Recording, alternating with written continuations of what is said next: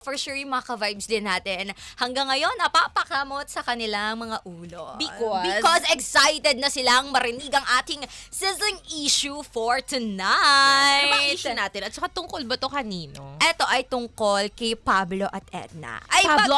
Pablo and Edna. Pablo Escobar? Uy, iba yan. Mali. Pero ito ha, ang ating hot headlines muna. Relasyon nasira dahil sa anak na hindi niya kamukha. Uy!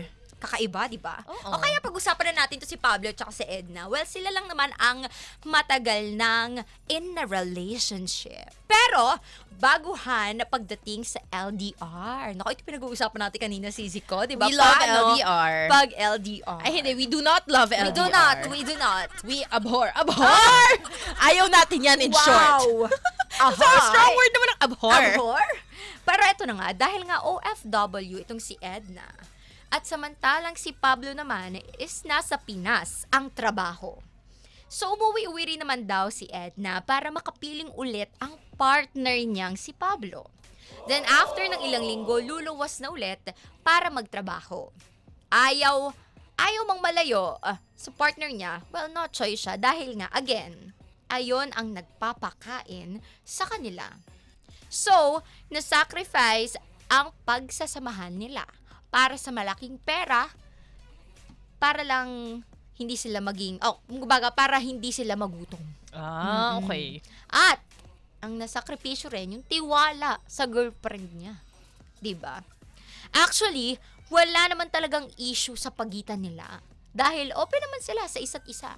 Kung tutuusin, aware pa nga itong si Pablo na buntis siya noong umalis or bago lumuwas itong si Edna. Dahil sinabi rin naman ni Edna sa kanya. So clear. So ibig sabihin, alam na na-jaundice si Edna ni Pablo. Na John Tis ha, hindi na John Dis. Oo, iba yon. Iba yon ha, iba yon. Ayan, parang teka nga lang. Ayan, okay, perfect. Wala kang marinig eh. Pero habang tumatagal kasi, nagtataka na si Pablo dahil sa mga nakikita niya sa social media. Social media na yan, oo. Ano naman yung kinataka niya? Eto naman, napapansin daw niya na madalas kasama ni Edna ang mga ibang lahi niyang kaibigan or trabaho.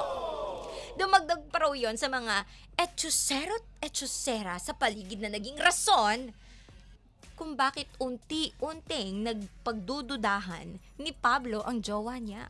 Oh. Pero naging firm lang itong si Pablo. At nagtiwala pa rin.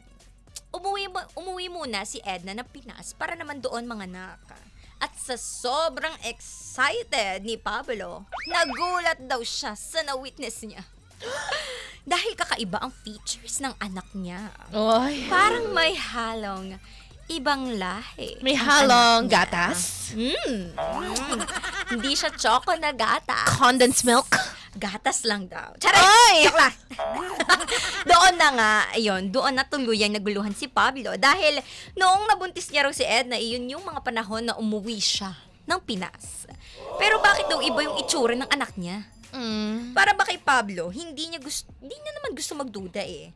Kilala niya naman si Edna, pero hindi rin niya maalis sa isip niya yung mga nakikita niya online. At yung mga taong nakapaligid kay Edna. Because of this,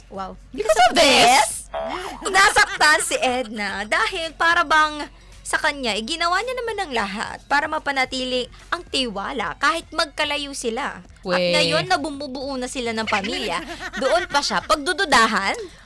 Para kay Edna ha, hindi rin siya nagpalahi sa iba. O, yun na yun, o. Di ba? Para matapos ang Siyempre, yun yung mga conclusion. sinasabi ng in denial. At hindi kasalanan ng bata kung bakit siya iba. O, tama naman yun. Dahil may mga pagkakataon talaga sa genetics na hindi agad maipaliliwanag.